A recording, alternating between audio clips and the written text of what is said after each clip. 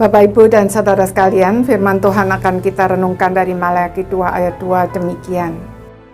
Jika kamu tidak mendengarkan dan jika kamu tidak memberi perhatian untuk menghormati namaku, firman Tuhan semesta alam, maka aku akan mengirimkan kutuk ke antaramu dan akan membuat berkat-berkatmu menjadi kutuk. Dan aku telah membuatnya menjadi kutuk, sebab kamu ini tidak memperhatikan. Bapak, Ibu, dan saudara sekalian, mendengarkan dan memberi perhatian untuk menghormati Tuhan adalah hal terpenting yang Tuhan ingin kita lakukan.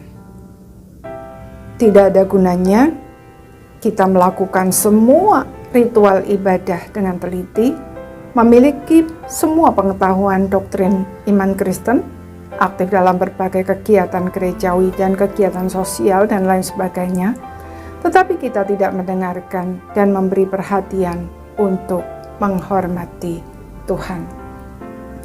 Itulah yang dilakukan oleh para imam Israel. Mereka memang masih melakukan tanggung jawab mereka sebagai imam, tetapi mereka tidak mendengarkan Tuhan. Bahkan melakukan hal-hal yang menunjukkan bahwa mereka tidak menghormati Tuhan. Antara lain, mereka menuduh Allah tidak mengasihi mereka hanya karena kenyataan yang terjadi tidak sesuai dengan apa yang mereka harapkan. Mereka melakukan ritual ibadah hanya sebagai formalitas dan tidak melakukan apa yang diperintahkan Tuhan. Dalam pelayanan, mereka memandang muka. Mereka juga tidak menjaga kekudusan keluarga, menceraikan istri, bahkan menikahi perempuan penyembah berhala. Mereka juga meragukan keadilan Allah karena Allah tidak segera menghukum orang jahat seperti yang mereka inginkan dan lain-lain. Untuk hal tersebut Allah menegur mereka dengan keras dan berkata bahwa jika mereka tidak bertobat, Tuhan pasti akan mengirimkan kutuk ke antara mereka dan akan membuat berkat-berkat mereka menjadi kutuk. Bukan hanya itu, di ayat 3 Tuhan melanjutkan demikian. Sesungguhnya aku akan mematahkan lenganmu dan akan melemparkan kotoran ke mukamu, yakni kotoran korban dari hari-hari rayamu, dan orang akan menyeret kamu ke kotoran itu.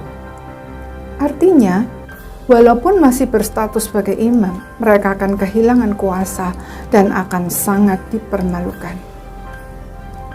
Saudara sekalian, teguran ini tidak hanya berlaku bagi para imam, tetapi bagi semua orang percaya di segala tempat dan zaman yang melakukan hal yang sama, sebab Allah tidak pandang bulu.